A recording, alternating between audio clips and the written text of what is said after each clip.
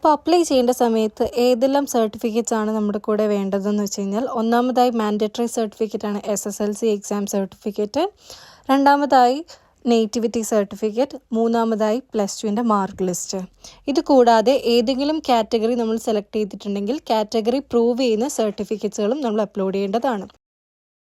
Category certificates ഏതൊക്കെയാണെന്ന് just mention ചെയ്യാം. ഒന്നാമത്തെ കാറ്റഗറി എന്ന് പറയുന്നത് നോൺ ക്രീമി ലെയർ സർട്ടിഫിക്കറ്റ് ആണ്. ഇത് നമ്മൾക്ക് വില്ലേജ് ഓഫീസിൽ നിന്നായിരിക്കും കിട്ടുന്നത്. പ്രത്യേകം ശ്രദ്ധിക്കുക, ഇതിൻ്റെ വാലിഡിറ്റി 1 ഇയർ ആണ്. വിത്തിൻ 1 ഇയർ ഉള്ള സർട്ടിഫിക്കറ്റ് മാത്രമേ അക്സെപ്റ്റ് ചെയ്യുള്ളൂ. ആരെങ്കിലും ഇനിയും എടുക്കാനുണ്ടെങ്കിൽ എത്രയും വേഗം തന്നെ ഓൺലൈൻ വഴി ആപ്ലിക്കേഷൻ സബ്മിറ്റ് ചെയ്ത് വില്ലേജ് ഓഫീസറിൻ്റെ കയ്യിൽ നിന്ന് സർട്ടിഫിക്കറ്റ് നേടേണ്ടതാണ്. രണ്ടാമത്തെ സർട്ടിഫിക്കറ്റ് കാസ്റ്റ് സർട്ടിഫിക്കറ്റ് ആണ്. ഇത് പ്രൊവൈഡ് ചെയ്യുന്നത് തഹസിൽദാർ വഴി വില്ലേജ് ഓഫീസിൽ നിന്ന് തന്നെ.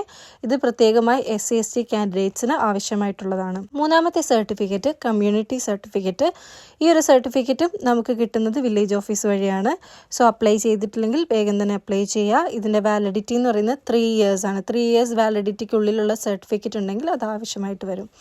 നെക്സ്റ്റ് കാറ്റഗറി എന്ന് പറയുന്നത് ഇൻകം സർട്ടിഫിക്കറ്റ് ആണ്. ഇൻകം പ്രൂവ് ചെയ്യേണ്ടത് ആയിട്ടുള്ള ആവശ്യമുണ്ടെങ്കിൽ ഇൻകം സർട്ടിഫിക്കറ്റ് വില്ലേജ് ഓഫീസിൽ നിന്ന് പ്രൊവൈഡ് ചെയ്യുന്നതായിരിക്കും.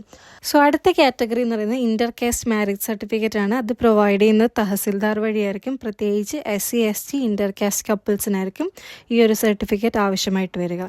അടുത്ത സർട്ടിഫിക്കറ്റ് നേറ്റിവിറ്റി പ്രൂഫാണ്. ഇത് നമ്മുടെ സ്കൂൾ സർട്ടിഫിക്കറ്റോ അല്ലെങ്കിൽ ബർത്ത് സർട്ടിഫിക്കറ്റ് വഴിയോ നമുക്ക് ഇത് പ്രൂവ് ചെയ്യാനായിട്ട് സാധിക്കും.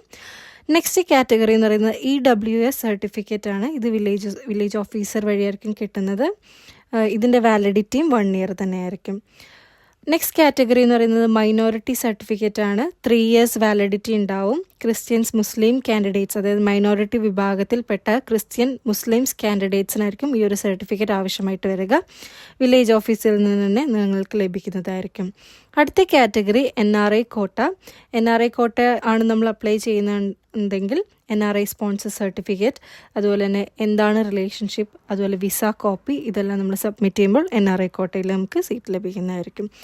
നെക്സ്റ്റ് കാറ്റഗറി എന്ന് പറയുന്നത് ഫിഷർമാൻ കാറ്റഗറിയാണ്. ഫിഷർമാൻ കാറ്റഗറി നമുക്ക് കേരള ഫിഷർമാൻ വെൽഫെയർ ഫണ്ട് ബോർഡിൽ നിന്ന് അവൈലബിൾ ആയിരിക്കും. And next one is disability category certificate.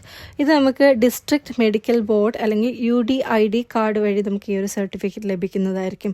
And last one is sports quota. Sports quota നമ്മൾ ഓൺലൈൻ വഴി അപ്ലൈ ചെയ്ത് അതിൻ്റെ പ്രിൻ്റ് ഔട്ട് എടുത്ത് എല്ലാ സർട്ടിഫിക്കറ്റും കൂടെ വെച്ച് നമ്മൾ കേരള സ്റ്റേറ്റ് സ്പോർട്സ് കൗൺസിലിലേക്ക് അപ്ലൈ ചെയ്യേണ്ടതാണ്. അവിടേക്ക് സർട്ടിഫിക്കറ്റ്സ് എല്ലാം അയച്ചു കൊടുക്കുക.